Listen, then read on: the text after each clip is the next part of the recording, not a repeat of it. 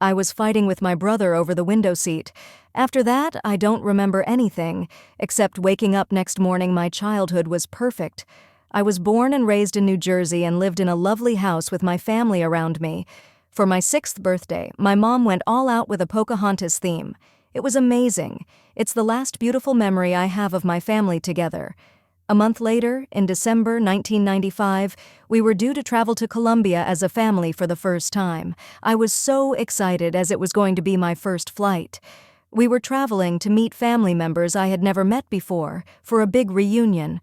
We were rushing on the way to the airport, and our car almost flipped over on the way because of the snow on the roads, so we were delayed.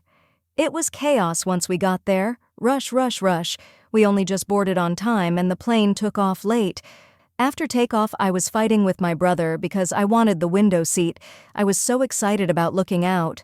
My brother got mad and went to sit on the other side of the aisle with my cousin. After that, I don't remember anything, except waking up the next morning. My dad remembers a little more.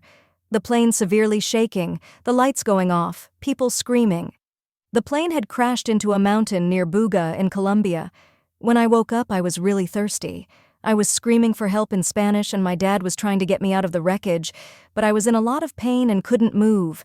I didn't know it at the time, but I was buried underground from my waist down and had been stuck with my seatbelt on for 13 hours. I still have the seatbelt marks on my legs. I guess when we crashed, my legs plunged into the ground. I think it was the warmth of being half buried that kept me alive, because a lot of other passengers died from hypothermia. When the rescue team and paramedics found us, they created a makeshift stretcher out of parts of the plane wreckage. They took me down the mountain by foot to a heliport, and I was transferred by air to hospital. When I got there, it was chaos. I just wanted my mom. I wanted her to be there holding my hand. I was so scared. Nobody was talking to me about where my mom was.